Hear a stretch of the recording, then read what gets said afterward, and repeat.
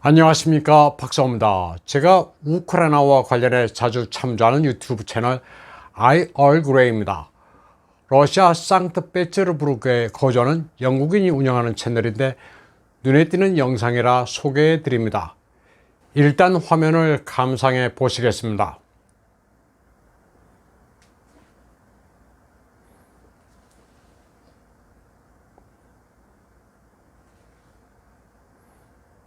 전문 촬영팀을 동원해 전투 장면을 찍고 있습니다. 우크라이나가 선전용 영상을 제작하고 있는 겁니다. 아주 기가 막힐 노릇입니다. 장갑차도 촬영에 동원합니다. 무장한 병사가 장갑차 해치를 열고 내리는데 이 또한 연출되는 장면입니다. 영국인 유튜버가 보다가 황당한지 웃고 있습니다.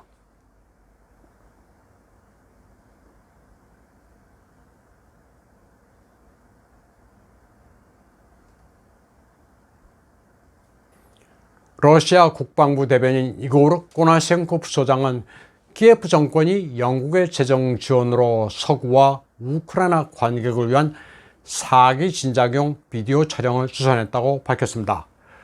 러시아 국방부는 키예프가 서방 무기의 효율성이 높다고 주장하는 동영상을 제작했다고 말했습니다. 그는 5월 28일 니콜라이프 메시코프 지역에서 우크라이나 극단주의자들이 서방제 무기를 효율적으로 사용하는 방법을 보여주는 영상물을 촬영했다고 말했습니다. 그리고 영국 감독의 지도하에 우크라이나 나치가 수적으로 열세인 상황에서 고군분투하는 실제로 있지도 않은 전투 상황을 촬영했다고 코나셴코프 소장은 설명했습니다.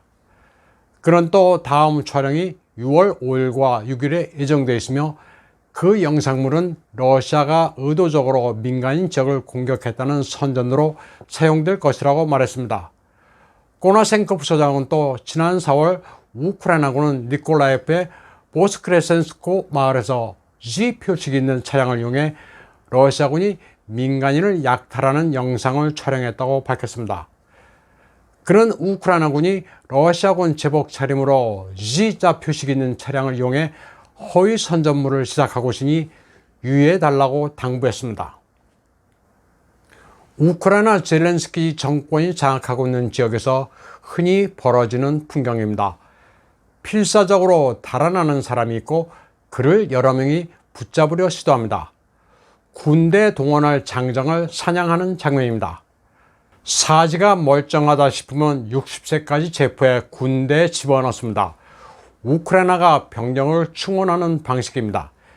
길거리에서 아무나 잡아 열차에 태워 최전선에 보내는 이런 행태에 우크라이나인들은 크게 분노하고 있습니다. 전장으로 가면 하루 감자 하나로 끼니를 때우고 대포밥이 되기 십상입니다. 젤렌스키 정권은 말을 안 듣는 병사들을 그 자리에서 총살하는 독전대도 운영하고 있습니다. 그런데 독전대는 감옥에 수감되어 있는 범죄자를 활용합니다. 잔인하기가 이를 데 없기 때문입니다. 우크라이나 국토방위군은 명상훈련도 하는 것으로 보도됐습니다. 전장에서 평정심을 잃지 않고 담력을 유지하기 위해서라고 합니다. 황당한 것은 젤렌스키의 가족들도 마찬가지입니다. 젤렌스키의 부인 올레나 젤렌스카는 ABC 방송과의 인터뷰에서 9살 난 아들 자랑을 했습니다.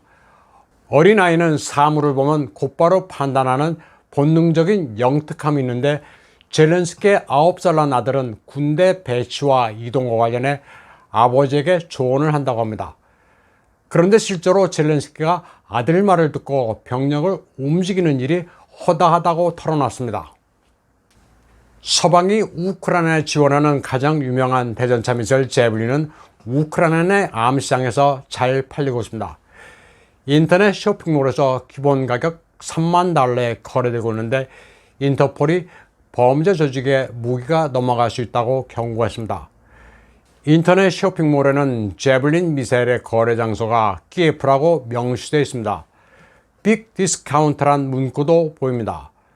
제블린 미사일은 시리아에도 팔립니다. 시리아 거래 가격은 1만 5천 달러에 불과합니다.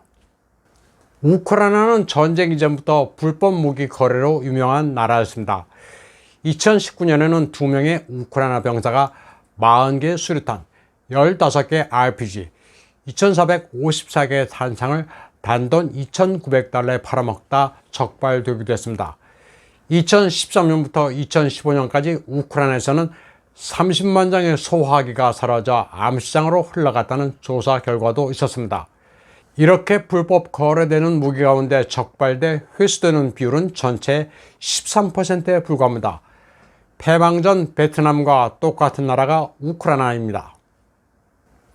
폴란드가 우크라이나에 세계포대 총 18문의 크랍 자주포를 인도했습니다. 크랍 자주포는 영국제 AS-90M 브레이브 하트의 포탑과 한국제 K9 자주포의 셰시를 결합한 형태입니다. 폴란드는 이 자주포를 운용할 우크라이나 요원 100명도 훈련시켰습니다. 그런데 폴란드가 우크라이나에 인도하는 크랍 자주포의 가격은 원래 가격의 3배입니다.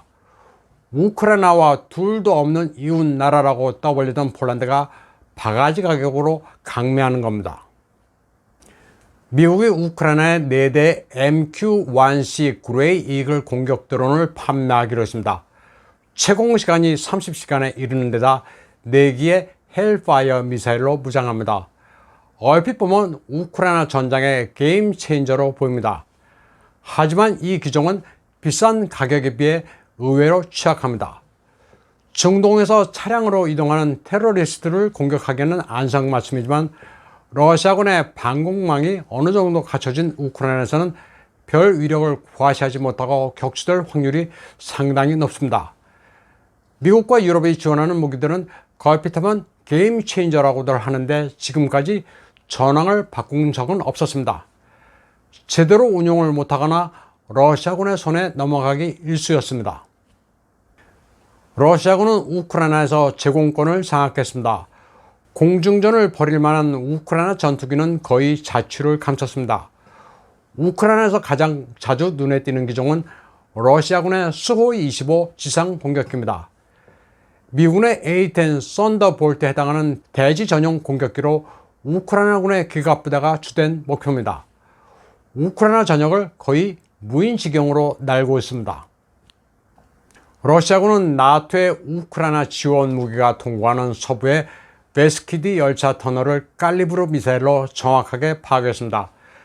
베스키디 터널은 곧바로 르비프로 이어지는 길목인데 이로써 유럽에서 우크라이나로 이어지는 보급 통로가 완전 차단됐습니다. 이 철로는 이태리를 시작해 슬로베니아를 거쳐 헝가리로 이어집니다. 그리고 헝가리와 슬로바키아의 국경선을 따라 바로 우크라이나로 통합니다.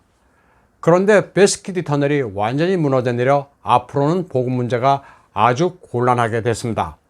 러시아군은 또 루마니아에서 오데사로 이어지는 해양을 건너는 교량도 성공적으로 파괴했습니다. 역시 크루즈 미사일로 타격했는데 이로써 유럽에서 이어지는 주요 보급로 2개가 모두 두절됐습니다. 오늘 방송은 여기까지 하겠습니다. 시청해주신 여러분 감사합니다.